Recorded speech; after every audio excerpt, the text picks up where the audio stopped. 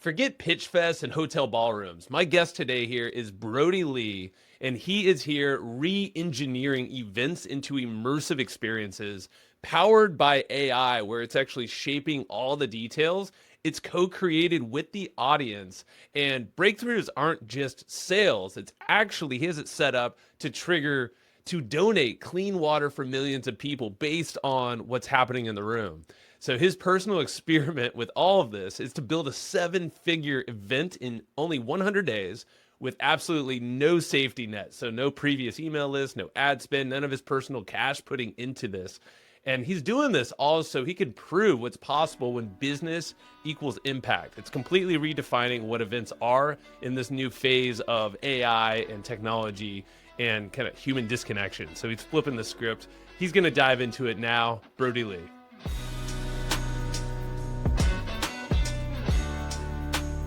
All right, Brody, we're doing this. How are you doing, my friend? I am doing just great. I'm really happy to be here. Yeah, dude, me too.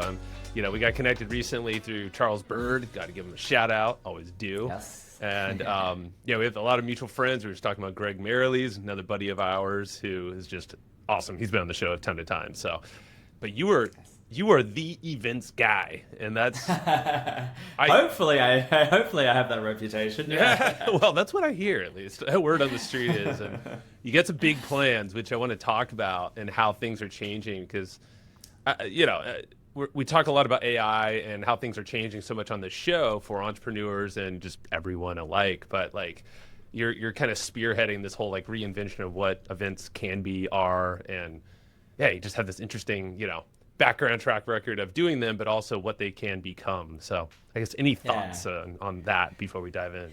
Yeah, man.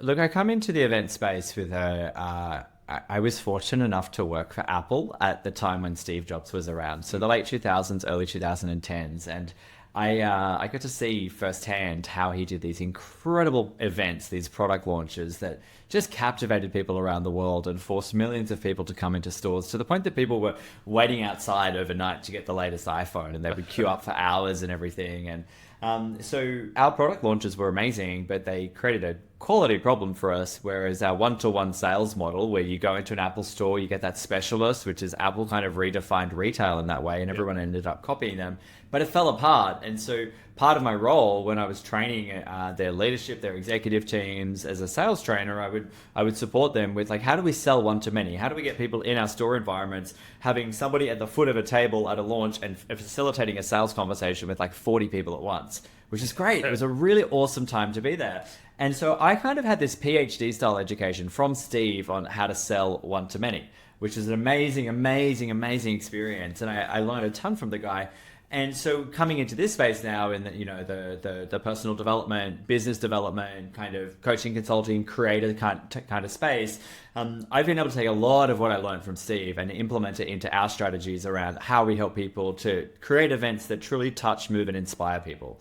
I have this firm belief that most events that people go to, live in-person events, are terrible. Yeah. Most people do a phenomenally horrible job at producing that event. You think about it, they go into a grey hotel room with a monotone speaker, no attention paid to the experience, and then it's just a pitch fest, pitch. Yeah. Like, we're kind of all over that. And it's interesting, we've come out of this experience with the pandemic and all that sort of stuff. We all went virtual. And at a time in society where technology is on the rise, like AI is taking over. It's kind of like, I see it as the Wild West of the .com era at the moment. It's like a repeat of that. Yeah. Everyone's got all this really exciting stuff. No one really knows what's happening, but supply of human connection is dwindling. And so what I know to be true is that demand, when supply dwindles, demand increases. Classic supply and demand, right? And so the event space is really, really ripe right now for disruption. And it's really, really right for people to come in and to provide their audiences with an experience that they cannot get online. We know that people are more likely to purchase when they're in an in-person environment. We have stats to back that up. Depending on the study, it's anywhere from like 20 or 30% more likely to purchase.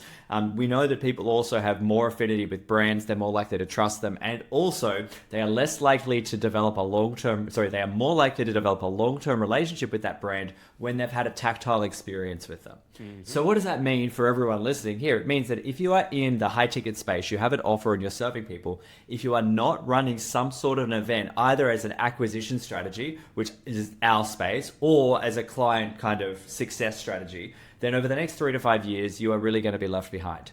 We have been blessed with internet marketing strategies over the last 25 years that have made many people millionaires, centimillionaires, billionaires, and the strategy of events has been around for far longer. Like Tony Robbins has been doing events for the past 40 years, the exact same event. The church puts on the exact same event every weekend for the last 2025 or so years, right?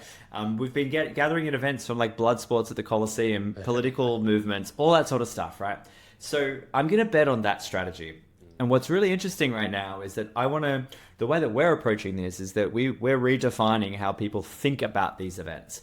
Instead of just pitch fest, a speaker on stage, like how are we engaging people at the event so that they're touched, moved, and inspired and want to stick with you to make them really, really sticky? So for us, that looks like every single experience at the event is carefully curated with something other than just somebody presenting something on stage. I'll give you a really clear example. Please. So we're running an event and it's about helping people to create events. The tagline is 1 event, 1 million, 1 weekend. That's the goal for our attendees. But what we're doing is very different to anyone else. We're not just up there teaching them. They're going to build it there live with us and have live brand activations with our sponsors and whatnot, so that on day one, their event is launched to market and they are selling tickets immediately. And the brands that come in and support us, and we're carefully curating the sponsors to come in so that somebody has the support of, say, for example, an AI company that's going to help them with their AI conversational chatbot, and they will launch that live. So that's when somebody registers, they start getting a nurture campaign immediately. We're working with different CRM providers. We're working with affiliate partners. So for example, if someone's like, I want to get affiliates to market my event for me, the affiliate partner will be there and they will literally design their affiliate campaign live so that they can send it to people to basically send for them that weekend. We build out their event with them on the second day through experiences and activations where people get to experience it. Like, I'm an instructional designer by trade from way back when. I want, when people are learning at my event, to apply it live. We've got an amazing sponsor that I'm so close to getting, and I hope I get this sponsor, that's going to do a metaverse experience where we give everyone one of those quests, whatever they Oculus are from Meta. Or Meta. Yeah. And then they have an experience live at our event inside the metaverse talking about all the different possibilities. And it kind of just builds from there. So by the end of the weekend, everyone's walking out with a tactile product built, launched to market. And then all of our sponsors that come in, instead of just having a crappy booth, I'm commanding from them that they create an activation zone. And I saw a really, really great example of this at an event recently. One of those companies that do those iMessages, the blue messages, right? Yeah. They set up this tent, which was just hilarious. It looked like it was something out of the apocalypse. And what they did was they set up a tent. They were all wearing hazmat suits. They had a body bag, and it was called the SMS Treatment Center. And then they all had these CO2 guns, and they were disinfecting people live from the perils of SMS. And so when I talk about event experiences, I'm talking about this sort of stuff that keeps your people really, really inspired. And so that they're not just sitting there all day going, twiddling their thumbs, all that sort of stuff, listening to speakers. Well, that's the common event, right? Like you said, it's kind of like you're sitting in this sea of people. A sea could be as small as 20 people, or it could be thousands. Doesn't matter. But either way, you're just kind of sitting there. Yeah, you're like you described. It's this room. I mean, I've been to some pretty large events, like recently Cisco Live. It's a massive event. It had something like 30,000, 20,000 people, something like that, which is epic. But still, at the same time, I mean, and they're doing everything they can. It looks like a rock concert when you're inside there. But but at the end of the day, you're still sitting there for like a long time, just listening. Yeah. Well, and that's the other thing. We have music. We get Tony Robbins' music guy to come in and do all of that sort of stuff. We engage movement. There's like 5 different anchors that you can activate. There's visual, auditory, kinesthetic, olfactory, and gustatory. And when you're thinking about the experience of people at the event, it's like, how do you tap into those different anchors to get people to have memorable experiences, and how do your sponsors use them as well? A really amazing hack for, like, from a sponsorship point of view, to get those anchors is to look at how you can engage local businesses, for example. So we know that coffee sucks at events, right? Everyone hates the coffee, and it's in these carafes, and it's kind of like it's there because it's there. But what if you could engage your participants from an olfactory and gustatory point of view? So olfactory is smell, gustatory is taste, right? And you went to a local coffee roasting company, and they came in and they did a coffee experience where every single person got free coffee all weekend. And you found out, let's say it was like, I don't know, $7,000 for them to do this, right? Then you bring in a sponsor and say, hey, do you want to get foot traffic of basically 90% of the people coming into the room? And they go, yes, I want that. So then what happens is that there's experiences associated with that brand. That brand gets to market it. They have all of their people there. And you charge that sponsor $21,000 for the privilege of being in front of those people. Your coffee's paid for. Your participants have an incredible experience. You are respected because you've given them good coffee, and that brand has a really, really cool experience too. Yeah. That's what I'm talking about when we're thinking about these experiences. You've got to get a little bit beyond just I've got people in my room, I'm treating them like human ATMs, and I'm providing them with an experience that makes the costs of them being there worthwhile. There's 6 costs, 3 visible and 3 invisible, of people actually coming to your event. The visible ones are simple things like flights, accommodation, and flights, accommodation. Hotels. What's the other one? Hotels. Thank you. Yeah. Flights, accommodation, and the ticket price. Of course. Yeah. And then the invisible ones are things like the physical time that they are present. No one actually ever thinks they could be anywhere but in your room, and they've chosen to spend that time with you. Then you've got the opportunity cost of them of being away from the immediate income generating activities. The immediate income generating activities that they could be doing in their business, which is why I, on day one, help them make money while they're live at the event, because I want them to have that hook, right? But the third invisible cost is probably the most significant one, and then I don't think anyone really considers this, and that's the relational cost of them being away from their family, their communities, and their teams. That's right. Now, if you can pay attention to those costs in the way in which you provide the experience, even put your own event somewhere where the family wants to come. So I love places like Orlando and LA, like Anaheim, theme because parks the kids and can all come that. to all of those sorts of things. Then the people start to feel like they're not being treated like an ATM.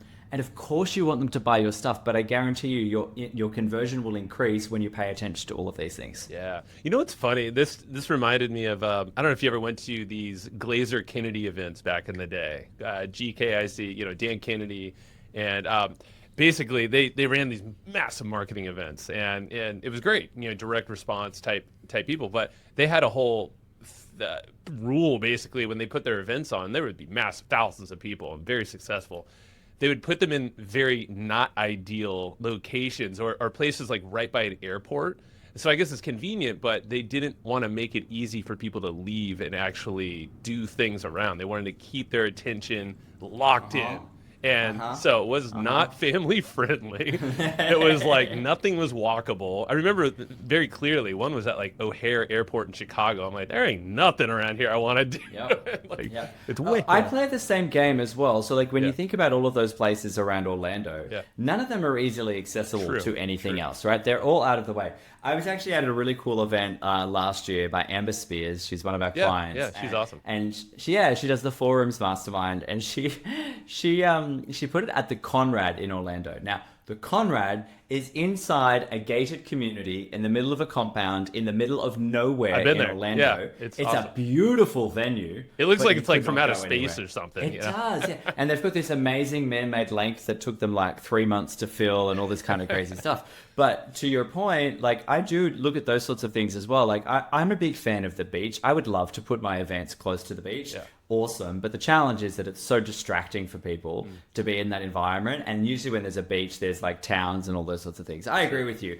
Yeah. You want to make it amazing for people to come so that they have access to those things. So for the family, but close enough that they're in the environment and they hold you. And I'm a savage with my events as well. Like, my events, they go from 9 a.m. to 9 p.m. and people don't leave the room. And then from 9 p.m. to midnight, we have like what we call an impact-a-thon where they work on their events. So like it's intense.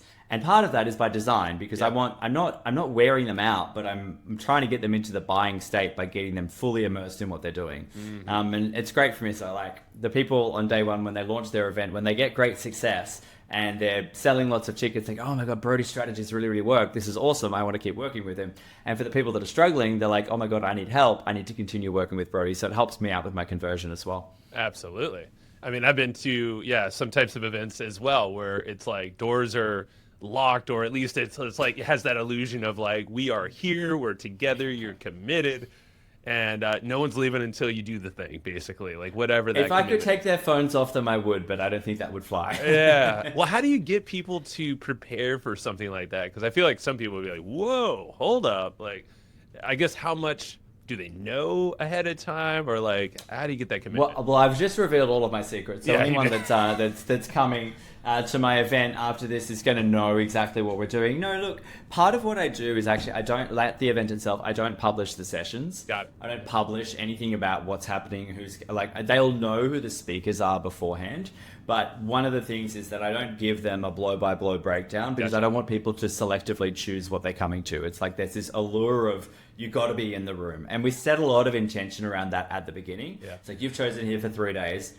You're here with us. It's a Thursday, Friday, Saturday. You could be anywhere else. Let's make sure that you're actually present because you came because you wanted to make $1 million or plus in one weekend. I'm going to help you to do that. You got to be here. You got to fully participate. Yeah. And also the people around you, you never know who you're going to meet in that room. True. You never know who could be this. And I'm also not really squeamish. A lot of people are squeamish about people doing business in their rooms. They're like, it's about my offer and my offer only. Now, I'm the only person that's allowed to sell on my stage. However, I want people. I do deal flow sessions on the last day where people can actually do deals with each other as well, because I want them to feel like, that they're meeting the right who. Even if it's not me, should be me. They will buy my stuff, but hey, like if the more the merrier, Like I'm quite an abundant mindset like that. You are, yeah. No, I absolutely you are. And I know there's other things that we talked about where it's like an extension of the event can affect even way more people. So there's a bigger purpose, and that's what I take from the little that we know about it. We met before, and I did some research and all this stuff, and everything is wrapped around a big cause. It seems like. Around the events and the things you're doing, the mission, your shirt says impact on it in big and bold. So there's a reason for that. Does. Yeah. I saw there, let me see, I'm pulling up the quote really quick. So, all right. So there's a quote on your site. I don't know if this is always what you go by, but you said, what if every time we do business, something good happens in the world? So it's like tattooed on my mind. Is it? Daily. What's the story behind that? I'm very curious. So we partner with a company called B1G1 or Buy One Give One, and they do help us with all of our philanthropic giving. The backstory is when I was 10 years old, I ordained as a Buddhist monk. Wow. And I traveled to Burma, it's now called Myanmar. Yeah. I was raised in a Buddhist household. My parents and a bunch of other hippies took a particular strain of Buddhism from the east to the west. They built all of these temples. One was 5 minutes from my house, gold-plated. Wow. So I was brought up in a religious family. And I got this opportunity, first time ever jumping on a commercial flight. Of course I said yes, I wanted to do this thing. But we did this really interesting thing. So monks are not supposed to have worldly possessions or money or anything like that. And so what they do is that they have a black bowl called an alms bowl. And this is literally what the Buddha did. He was a wandering ascetic. He moved between towns. And what happened is that he relied on what's called dana, which is in English terms, charity, essentially. And people would come out and they would place things in the bowl like food or envelopes with money for the monastery and those sorts of things. Yeah. So here we are in 1996 in one of the poorest countries in the world. It's in the middle of a military junta regime, right? Yeah. Where the Westerners were not something that they had seen. White people were not something they'd seen in a long time in this country. And it was a huge deal that we were there, and people were like celebrating in the streets and all this sort of stuff. And so we were doing an alms round, which is what monks do kind of every day. And we were walking down the street, and people were lining the streets and everything. And out of the corner of my eye, I caught this woman who was a few people back, and she caught me. She smiled, and then she wandered to the front. And as a monk, you're not supposed to make eye contact. It's not supposed to be like you're begging. It's just like you're receiving. But anyway, I was 10 years old, so of course I look up at this woman. She smiles down at me, and I had this really, really clear moment. It's so clear to me to this day. one of the like most one of those poignant memories I've had in my entire life. She was skin and bones. There was nothing to her, and yet she placed food into my bowl. And there was a part of me at the time, and I remember the thought process. This is at 10 years old as well. So I was like, this is not fair. And then I kept walking. What I've realized since is that that was my first experience of injustice and inequality in the world. And so since then, I've kind of had this thing. In high school, I was like a social justice warrior. I raised money for charity and everything. Some stuff happened in my life that took me off that track. But when I came back into business, I had all this money. And the money was good, but it felt a little bit empty. And so we ran this event called Impact. This was the branding for it in 2020 when we were locked down in Australia. Yeah. And we'd recently met this company, B1G1, Paul and Masami, who run it.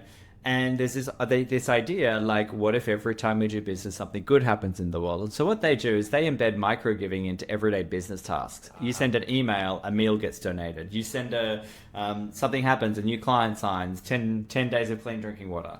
And so what we focus on primarily now is clean drinking water. That's our primary thing. 2 billion people don't have access to clean drinking water, yet we're on a water giant, so it doesn't make sense to me. We have the water, we just don't have the infrastructure. Yeah. 4 billion people don't have sanitation. Water is literal life. Water and then food is our next one because we need nutrients. And so this statement, what if every time we do business, something good happens in the world? And so when we run our events, our participants are engaged in the process. Our participants are engaged in gamifying the event so that it's not just about us making money or them getting new clients and all that sort of stuff, but hey, we're doing business. Let's do some good at the same time. So every single time someone's touched, moved, inspired, they have a breakthrough, something cool happens, we stop the event, they get up and they share what it was. And then it triggers, say, for example, a week's worth of clean drinking water. And so with this event that we're doing in March, this event's crazy. It's got all of these 1 million references. So for the people, it's one event, 1 million, one weekend. That's the forward-facing thing. Yeah. I have a personal goal. The time we're recording this is September. I know this isn't being released till November. I have a personal internal goal of I'm going to do this. I'm in a new country right now. So what I've decided is like let's spice this up for myself. New country, 0 following, no list, no money down. So I have a new account that I've set up with no following. I'm not allowed to use my email list, and I'm not putting any of my own funds down to fund this event. And I'm documenting the whole process. And so what I'm aiming for is $1 million worth of sponsorship by December 9. From December 9 and through March 19 when the event is, I'm selling 1,000 tickets in 100 days, which is $1 million in ticket sales. And then at the event itself, we're going to set a new Guinness World Record by donating 1 million days of clean drinking water live at the event, triggered by the audience. So we'll have a counter on screen, they'll trigger it, and every single time they're touched, moved, and inspired, we'll donate a week worth of clean drinking water. With 1,000 attendees, I'm fairly confident we'll be able to hit it, and it just adds a different element to the event, man. Oh, that's so cool. Well, and I'm just thinking, as the event, it's just going to spark engagement all the way through. And I guess what are the things that would trigger this to apply? Like, say a week is, a week of water is granted. What's the thing that gets to happen at the event? My whole purpose in doing this is not just to be like, oh, Brody's doing this really, really cool thing, and like, look at him, he's a philanthropist. It's to inspire people to do better and to inspire people to think about different ways they can engage their audiences. And so the way in which it'll happen is at our virtual events, people type the word impact into the chat, and then we stop the event, we bring them up on screen, etc.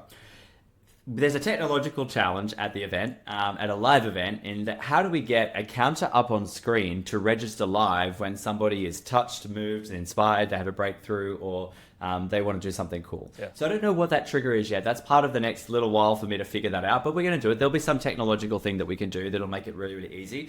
Yeah. And then it's just going to happen, and it's going to become this whole thing, the whole event. We're going to see it go up. We're going to celebrate it at the breaks. People are going to whatever, and I've calculated that for 1,000 people, every time they're triggered, if we do 1 week of clean drinking water, each person needs to hit the trigger 20 times across the course of the weekend. Okay. I think that's very tangible for 1,000 people to do that. Sure. Because I'm going to ensure that they are touched, they're moved, they're inspired, they have breakthroughs, they're crying, the whole thing is designed around this whilst they're building out their event and so on and so forth. I'm also going to I've got a surprise around all of this as well that will help us get there, but I won't announce that. Yeah, that's fair. I'm just picturing it like in the motion. It's almost like people running to this button and like smashing it in the middle of the floor, and everybody's like, ah! But that'd be really, really cool. But it might be disruptive to some of the flow. Yeah. Look, there's like 1,000 people, and so I almost want them all to have their own personal triggers. I'm just not sure what that will be yet, but I'm sure that there's. Hey, if you're listening, is somebody out there? Yeah, I don't want them on their phones as well, though. True. So, hey, if you're listening and you've got a solution, please hit me up. I'd love to hear it so that we can make this happen. There you go. So that's why I wanted to ask about it. There's someone out there, a sponsor potentially that could. Yeah, that's right. Let's show me your tech. I'll give you some space. Give me your money. There you go. Too many business owners hit a ceiling because they can't clone themselves. That's exactly what we do at AI Build Team. We build AI digital twins, which are basically smart clones of you that know your expertise. They sound like you and they help scale your reach to a bigger audience. So instead of repeating yourself or even missing opportunities, your AI twin becomes your always-on educator, salesperson, even content creator, and a ton more. If you want to see this in action, go to aibuildteam.ai/Joe. You can chat with my AI twin right now. Again, that is aibuildteam.ai/Joe. Well, dude, I mean, what a hell of a challenge, and putting yourself on the line of doing this with a fresh account, with no email list, and none of your own personal funds to basically, I mean, it puts your back against the wall, I would imagine, right? Like. What's the feeling? Terrified. I'm terrified. Tell me more. So how all this came about was I was at an event a few weeks back. A good friend, Icon Becca, puts on an amazing event called Creator Hub Live. Oh. And in the middle of this event, I'm sitting down, and suddenly I'm in a pool of sweat, and I realize I have to leave, and I bolted out the door, ran up to my room, and I was shaking, and I realized something. And what had happened in 2020, I was supposed to be on the road for 36 weeks of the year. I actually came back from Tony Robbins' house in March. I was in Sun Valley in Idaho. We had an event there. And then I left and I landed at Sydney Airport. And then the next day, Australia shut down our borders for 2 years. I lost millions of dollars overnight because that was my breakout year in business, where I was going to move to the United States. I had 36 weeks of travel booked, and it was going to be it for me. Yeah. And then that year, thankfully, there's gifts in all of this. I ended up doing a virtual event later that year. I cleared my first $1 million event. It set up this pattern of virtual events for myself.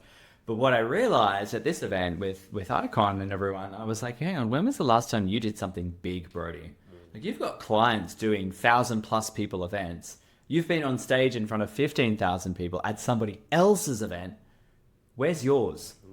And I was like, I'm not living my own thing here. I'm not preaching the thing. I've done smaller intensives, but why am I doing this thing, this virtual event thing? And what I realized is that I just fallen into a pattern. Yeah. I'd fallen into safety. But what I had noticed in the previous 6 months is my performance had started dropping at my own events. My clients were doing really, really well. Our portfolio partners, we do JVs with people. So they're my events. They're doing really well. But my own personal events, I'm not clearing $1 million events anymore. And I started feeling really incongruous because that's my whole brand. Sure.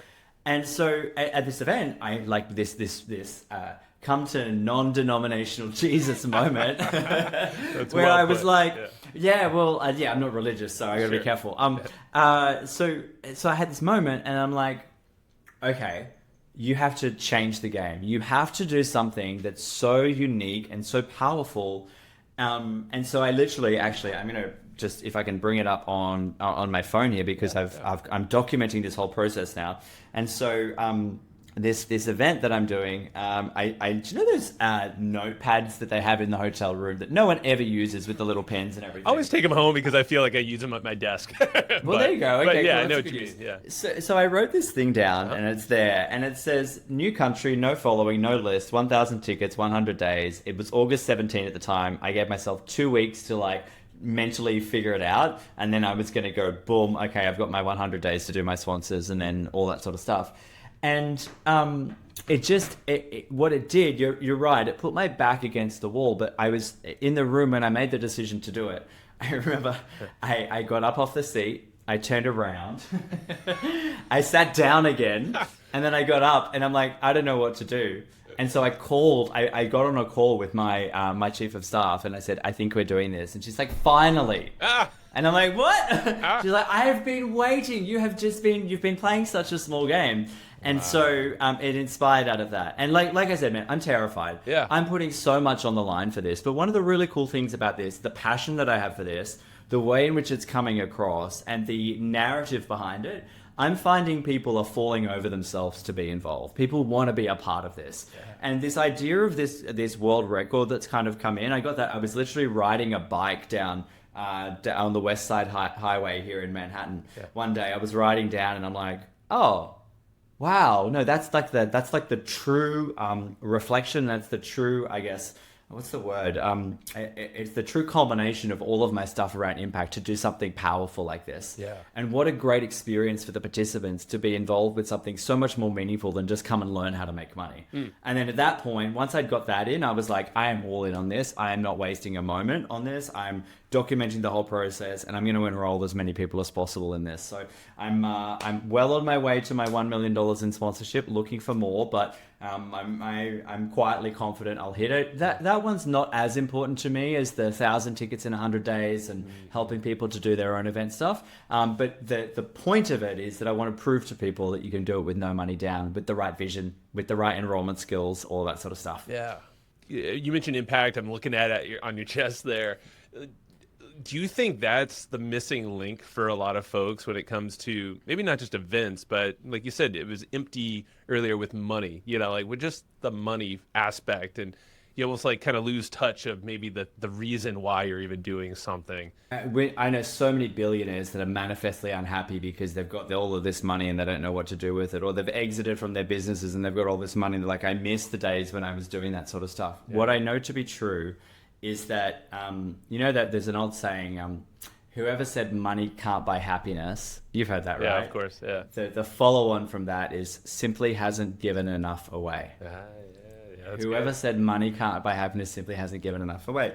Something remarkable happens when you give freely as well. And here's some stats to back that up. So 80% of the world's population live on less than $10 per day. The top 75% of the world's wealth is concentrated in the top 20%. And 2 years ago, I know it's worse now, but the top 1% have 5 times more wealth than the bottom 80% combined. Now, for a lot of people, you look at those numbers, and I used to be a social justice warrior, and I was like, screw the rich, like, wow, this is not cool. But what I know to be true now is that the 1% have figured out how to make the world work for them. And so I have this follow-up statement. The whole, what if every time we do business, something good happens in the world? Yeah. There was this old futurist called Buckminster Fuller, and he posited this idea of the world game, and he had this kind of statement. And I've modernized the statement and put it into a question, into what Simon Sinek would call an infinite game. And it's, what if we could make the world work for 100% of humanity, 100% of the time, without damaging the environment or harming people? That is a really nice question to live in. Yeah. Because I also know that for every $1 that you invest below the poverty line, another $5 is created in the economy. Because when you give cash freely without restriction, here's what people do. They invest in education, they start businesses, they save, they spend, and you have this circular kind of bottom-up approach where there's not a zero-sum game anymore. Yeah. And so when you look at the 1%, instead of us fighting them, we look at them for clues now. We go, okay, well, they've managed to make the world work for them.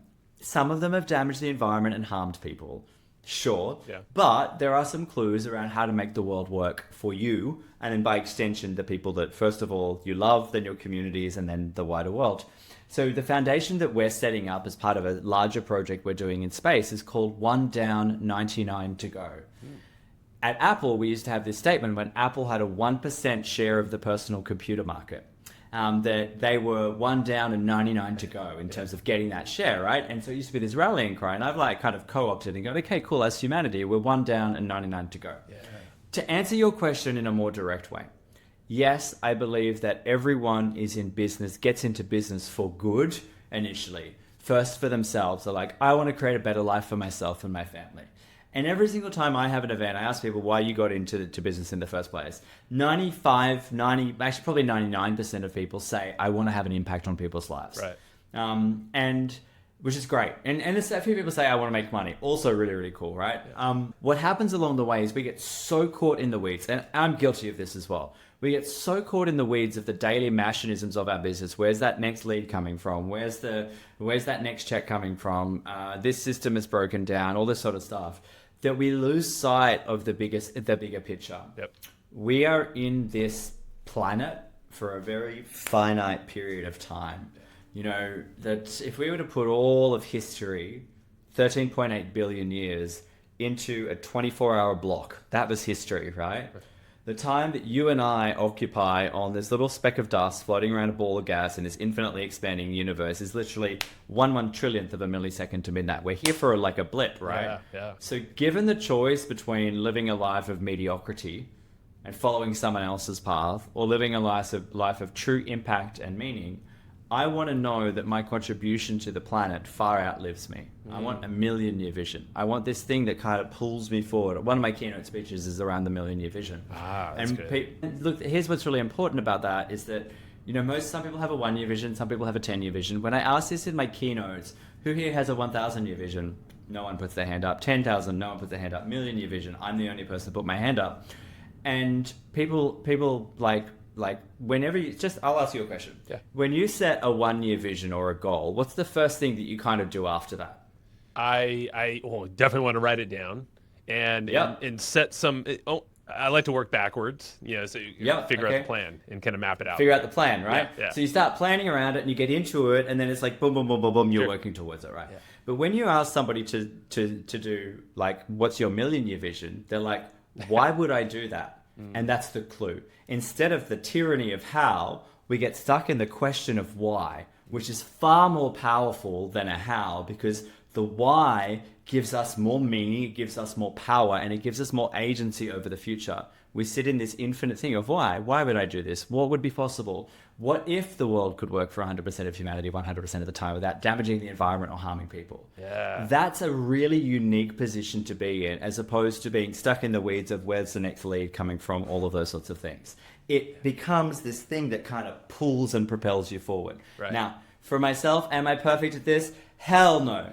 I've had a really stressful day today, but getting on here and talking about it, and this is the other thing, you got to preach it from the rooftops what you're doing, because I guarantee you I'm going to leave this call today far more energized than I was at any point throughout today when things were on fire and I was pulling my hair out. Right. I had fires going on before this too.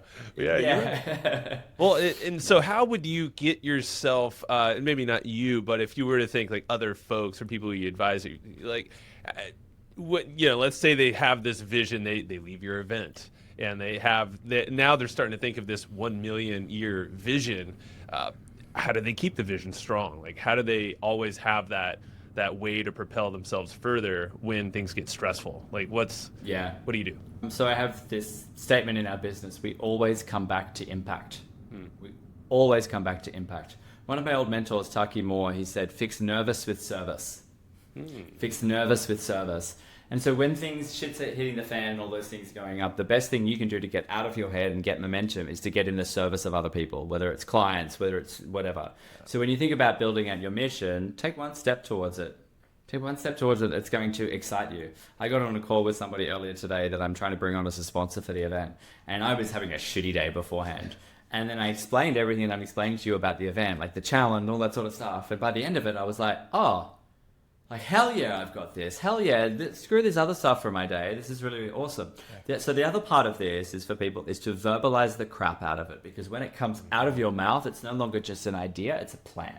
Yeah. Ideas die, right? Plans get fulfilled. Yeah. And I really love this concept of, this idea of this million-year vision is so potent because it removes this where people get stuck and it's just like, let's do this. This is insane. Yeah. The other piece I would also say about this is that if you're getting stuck, then you got to look at the environment that you're in. 2 parts to your environment, your inputs and then the people around you. Yeah. Inputs meaning, what are you consuming?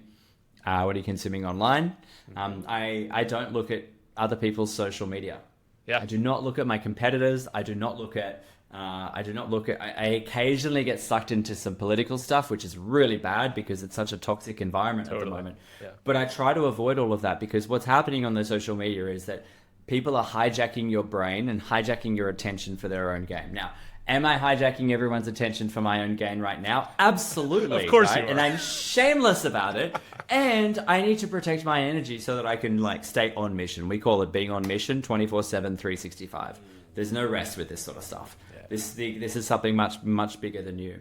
I also just want to put a little bit of a caveat in here for people. I'm crazy. I know that. I'm certifiable. Cameron Herold did a YouTube video once, and he said all CEOs are bipolar, and he listed off all the different things that CEOs have that makes them bipolar. I'm bipolar.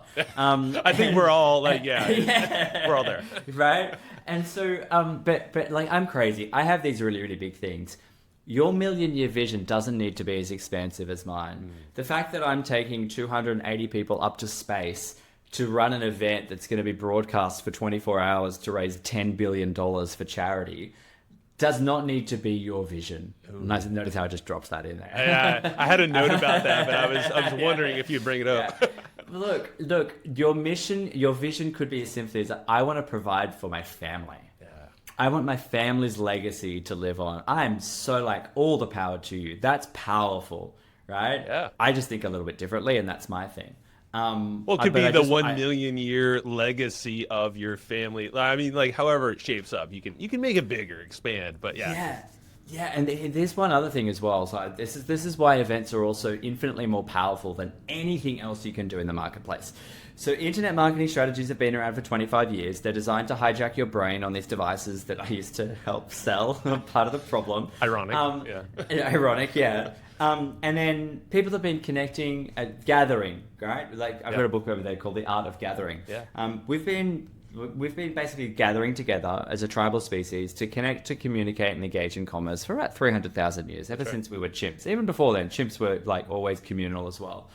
And so we have this really unique ability when we are live on stage at an event.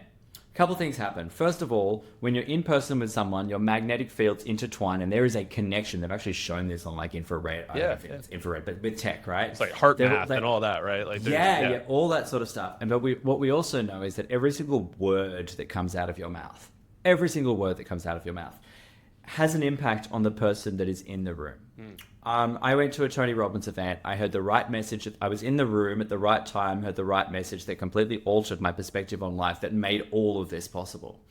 And so I have a deep reverence for the art and science of speaking and selling from stage, because you literally hold the audience in the palm of your hand. Yeah. It's a big responsibility. Yeah. What happens when those words come out of your mouth is that you're literally rewiring their neural pathways. They're having a spark. They're having an insight. Our sole job as a species, right down to biology, is to evolve the human race. That's it. That's literally why we are alive. And so when I think about this in terms of the million-year vision and my big crazy ones and whatnot, if what you are doing is meaningful to you, no one else can tell you what. It's just like the concept of integrity. I hate when people say, "Oh, you're so out of integrity." I'm like, you don't know what that person's integrity is. True. Very true. I don't know what your mission is and what's important to you. Yeah. But so long as what you are doing is meaningful and impactful for you, you are literally rewiring your biological code in your neural pathways, your DNA, by pursuing that thing and taking that one step after one step after one step. So no matter what the vision is, you are powerful beyond measure. Oh, yeah. There's a great quote from one of my former clients, Marianne Williamson. There's a photo of us there. I helped her design her announcement that she was running for president. We did I searched Washington, D.C. high and low for a venue for her to announce with her. But she has this book called A Return to Love. And she says, our greatest fear is not that we are inadequate, but it's that we are powerful beyond measure. It is our light, not our dark, that most scares us. And I'm paraphrasing here, but she says something along the lines of, how are you to be, we say, who am I to be? Powerful, beautiful, and all these lovely adjectives.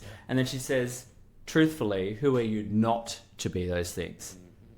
And when I hear all of that, I go, yeah, like every single person has power in their own way. Everyone has their own vision.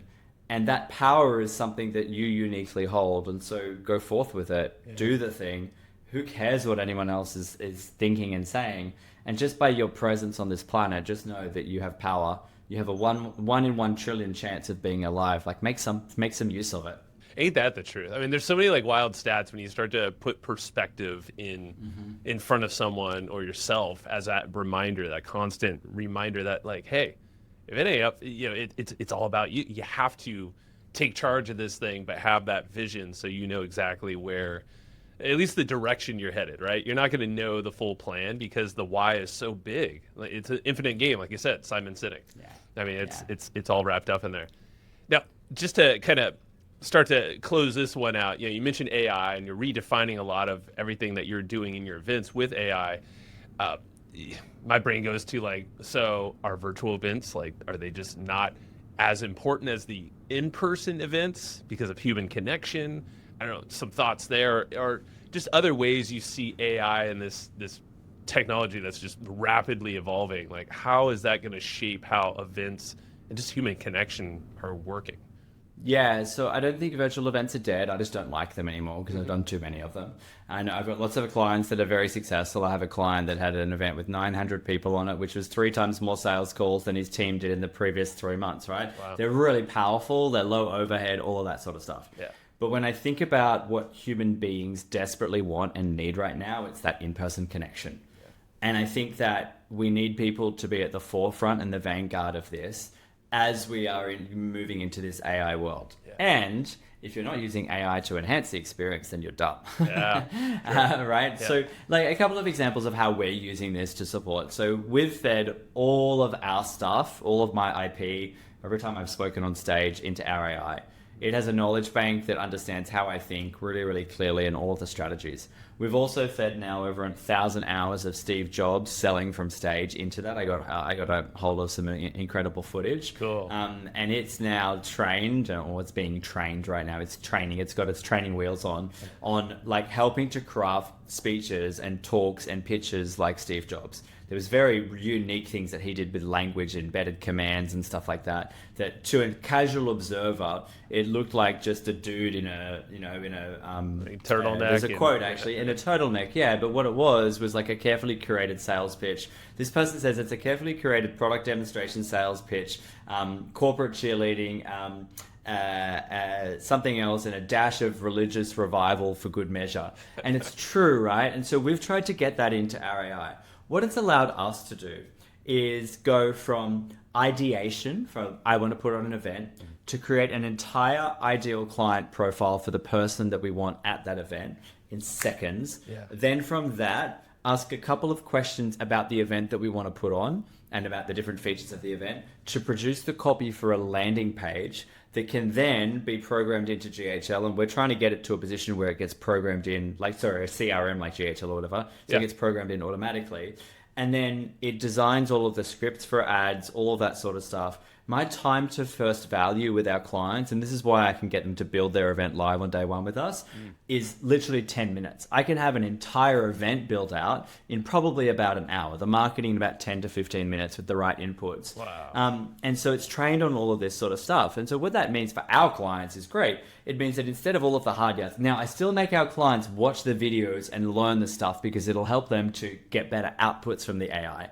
But it does enhance everything that we're doing to the point that I have a landing page to a free event that's converting at 47.5% at the moment.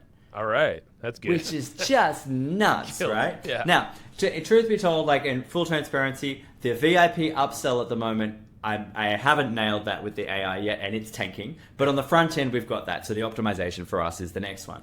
So I think that's part of it. The other thing that's really, really cool is that we're using voice agents now to capture psychographic and demographic information about the people that are going to be in our room at our events. really interesting things can happen. We can also gather financial profiles from people based on their credit score, the credit that they have available, the cash that they have available through their registration process. So I can start building up a buyer profile of the people that are in my room based on where their business stage is at, the psychographic information and all their financial information. Wow. We feed that into the AI, it knowing what my event's going to be about, all the different things that I'm doing. It has all of the bank of my knowledge and activities. And it'll allow me to carefully curate every part of the event based on the people that are in the room.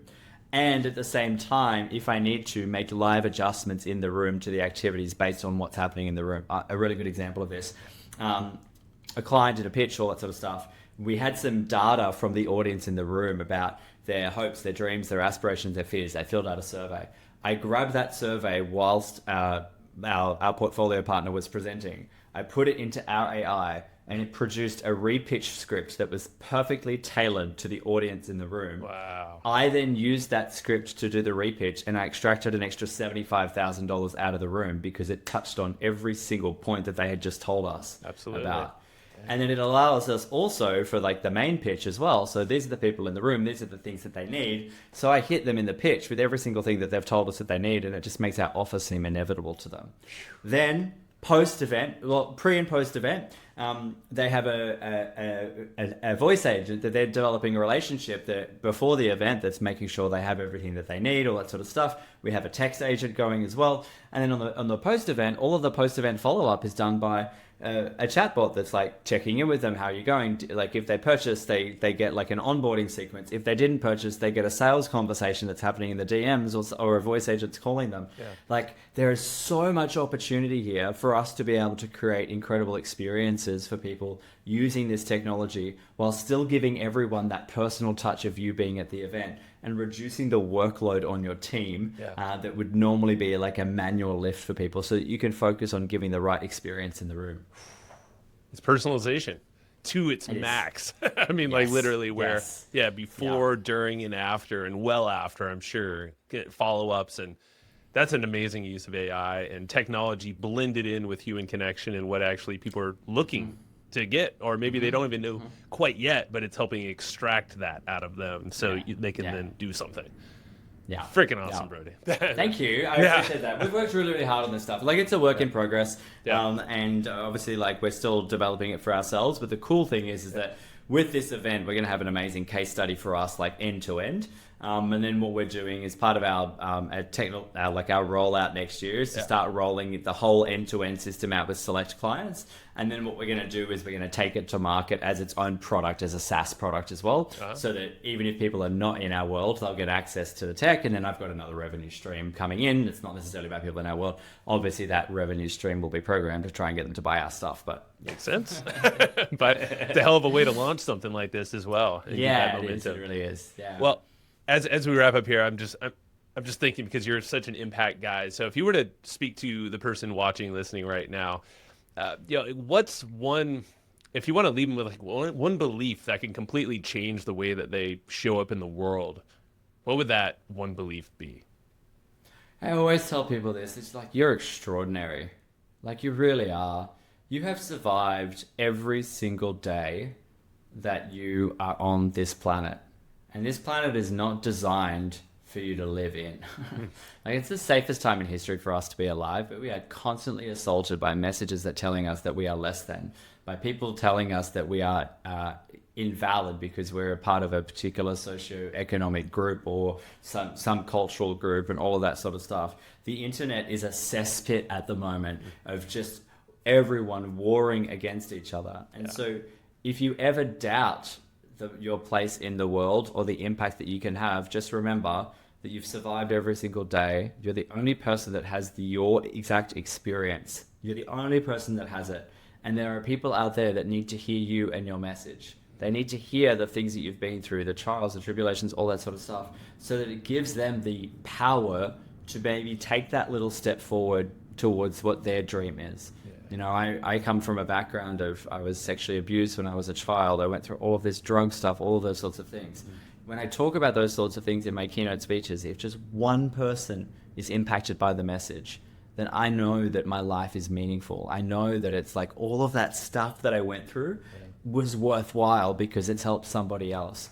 So if you're sitting in the muck, if you're in the messy middle at the moment, I would encourage you to remember that you're extraordinary. Your very existence is an absolute miracle, 1 in 1 trillion chance. And then get out of your own head and get into service. Find that thing that is important to you and just get out there and do it. As fixed nervous with service, as they say. And, everything becomes easier when you're in the service of other people. Your stuff just doesn't seem as significant anymore. As significant as it is, I don't want to minimize it, but there's so much more that you can do. And we need you on that path, whatever that mission is. It's all about evolving, right? And bringing everybody up with us. So, Brody, this is absolutely, this is highlight of my day right here. So, mine too. Thank you. I'm finishing off the day here as well, so it's pushing me out on a high too. So good. So much I'm happy to do that, and we co-created this. How can people go follow you, but also follow the event that's going to come and get involved, go attend? Give me the scoop. Yeah. Okay, so Brody Lee Live is the social media tag. We're on Instagram. We're toying with the idea of doing it on YouTube Shorts and also on TikTok. I don't know anything about those platforms, so Instagram's the place to go. Depending on when you're watching this, hopefully my followers have improved. I have no idea about this sort of stuff, so it's an experiment. I've got this internal goal of maybe 1 million views by the time of the event. We'll see if that happens. Again, I could fall on my face, but that's cool. I'm happy to do that for the cause. Brody Lee Live. We are launching our launch for the actual event. The first day I'm allowed to sell tickets is on December 9. So if you go to Brody Lee Live, there is a wait list that you can jump on, and you'll be able to jump on that. We're going to do a virtual event to launch this whole thing, and I'm going to do some crazy cool training on that virtual event where you'll come in and learn all about events, and I'm going to give you some stuff that you can action right away, and then there's an opportunity at that event for you to jump in, to be able to be a part of all of this, and to be a part of this magic. My guarantee to everybody is that this will not be like an event that you have ever experienced before. And if you are not convinced by the end of the first day that this is the strategy for you to be able to change people's lives, I will give you a full refund. That's my guarantee. And you can take what you've learned on day one and go and enjoy yourself in Disneyland or wherever it is that that we are. I love it, man. Well, hey, we'll link everything up, show notes, description, all the places, make it obvious to make it easy and get people there. Brody, this is epic. So thank you. I know you're going to hit the 1 million and above on all fronts, all the millions. And there's going to be a ton of drinking water for so many folks. So thank you for what you do, man. Keep inspiring. Thank you. Thank you so much. It's been a pleasure being here. Thanks for having me. Appreciate you.